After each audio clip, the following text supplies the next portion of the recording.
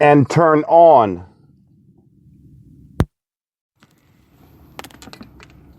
those bruises or switches inside of you.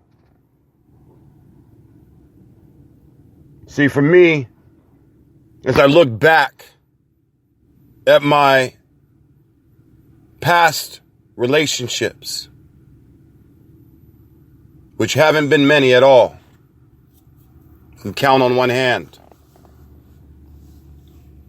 I take full responsibility for why I'm not with each and every one of them, good, bad, or otherwise, for I blame them not. For it is not about fault, but it is more about accountability of your own choices. Whether you were aware of them or not, believe me, I know it sucks when you know that you were helpless in your early years. I know what it's like to want to lash out, to get revenge. I know what it's like to scream, it's not fair. Why me? Oh, I know. I know what it's like to have those desires of seeking out more of that and not knowing why you would even desire to seek out abusive relationships, abusive people, whether they're friends or girlfriends or boyfriends or husbands or wives or even jobs where chaos is the common denominator. See, in order to understand your present so that you can build a new future where love and compassion and trust and connection in the most positive of ways can be birthed, you have to look into your journey, starting with the beginning.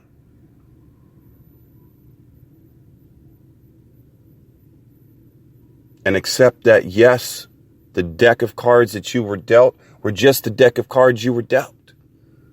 The truth is, what are you going to do about it? Does it suck?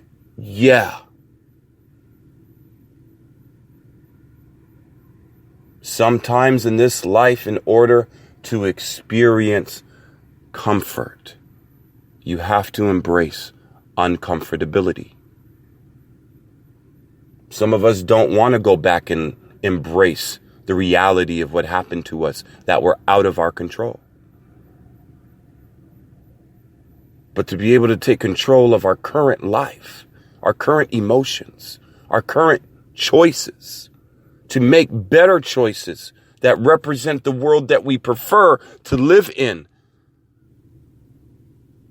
that is the polar opposite of what we had to experience thus far. We have to accept what happened to us. See, I so believe in mentorship. And what I mean by that is I believe in surrounding myself with people that have achieved the totality of the experience, the journey of what it took to build that world that I so much want to live in, where emotional freedom, self-love, self-accountability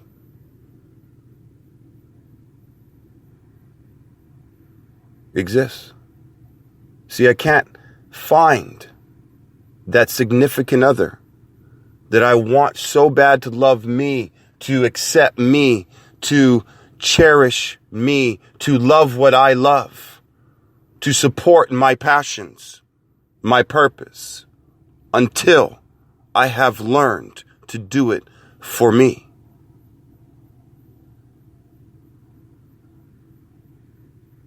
How could I?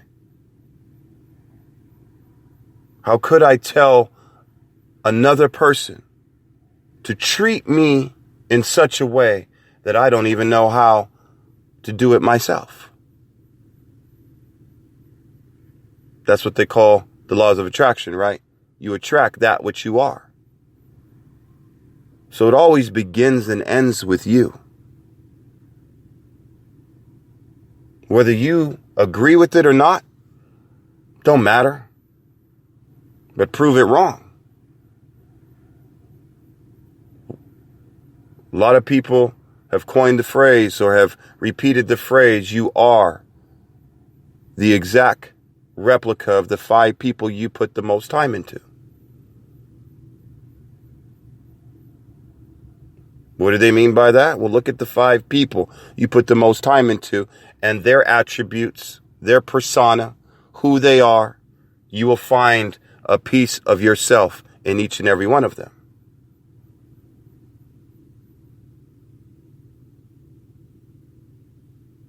Now's the time.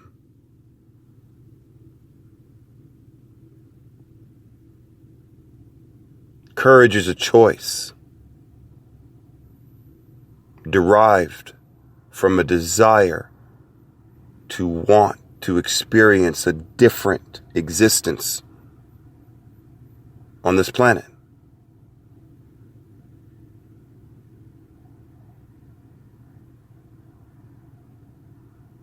It's a choice. It's not something that miraculously comes from somewhere or someone gives to you. It's something you choose. And the way you're going to choose it is by making a different choice when experiences come your way that give you the opportunity to choose courage instead of fear. That's how you're going to know that you're courageous.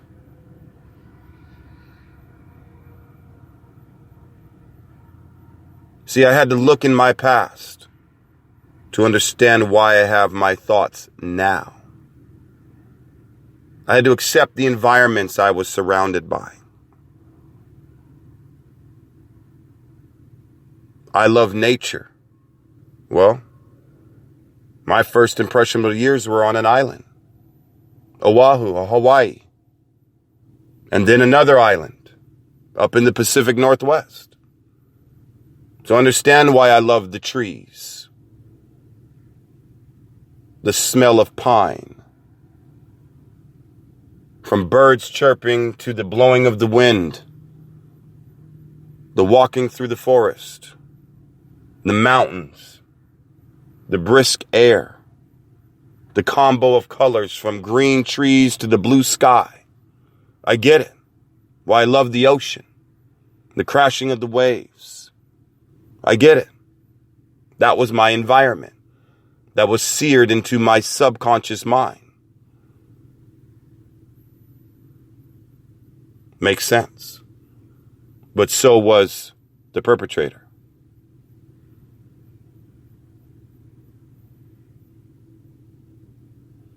I was a victim of my environment, just like I was a victim of my abuse. The question I ask myself now is, do I really desire peace? Do I really want to have a different existence now? Am I willing to do what it takes? Am I willing to pick up the phone and call a local hotline that deals with domestic violence, where people you speak to are those that have experienced it and achieved making a different choice, living in a different environment? That's the voice you're going to hear on the other line. These are not people that read about it in a book. These are people that have lived it from beginning to now. They will be able to connect with you, vibrate with you, understand what it feels like. They won't say they walked in your shoes because they've only walked in their own. But the end result of not feeling good, not feeling accepted, is the same. No matter how you get there. But these people can assist you. Because sometimes all we need is to know we're not alone. No, we're not the only one. Because even though we're surrounded by 1,000 people, when you are abused and neglected and abandoned, you could be sitting in a sea of people and feel like you're the only one there. I get that. I know that. I've lived that. Even when a woman or a man or a significant other tells you they love you, they may kiss you on your cheek and hug you, you could feel nothing. I know that. I've lived that. I've experienced that.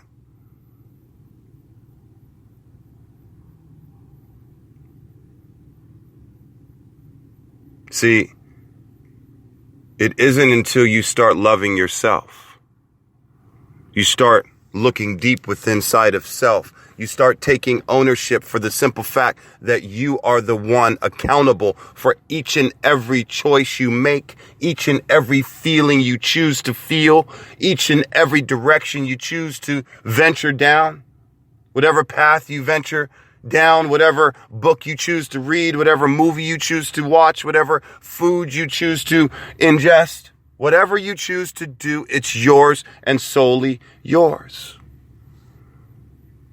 But does it match the world you prefer to live in? Are you willing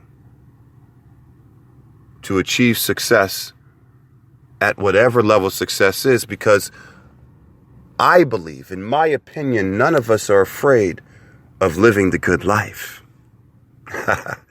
We're not afraid of living in the nice house, living financial freedom, having our bills paid, driving a nice car.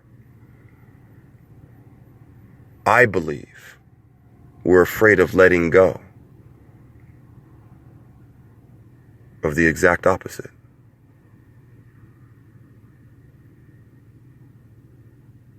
Because of the conditioning.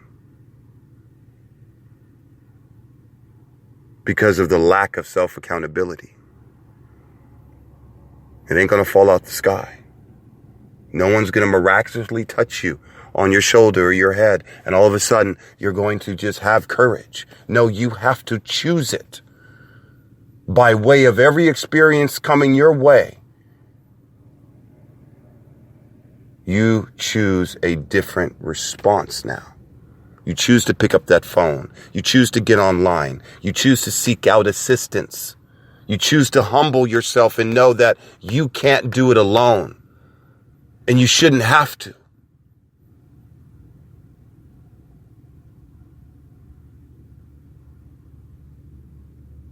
It took me a while, through all my stubbornness, through all my pain, through all my guilt, through all my ego,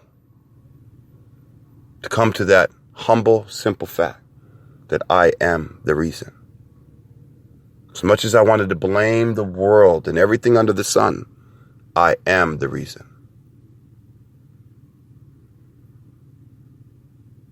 So now, I've sought out assistance and help. Though challenging, it's worth it. To love self, step by step, big or small. I'm telling you, it's worth it. Prove me wrong. That's all I ask. Don't believe me. Seek it out for yourself. If you continue to do it, I promise you, you will come to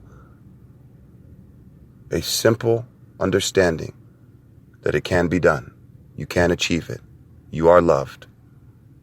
Love yourself.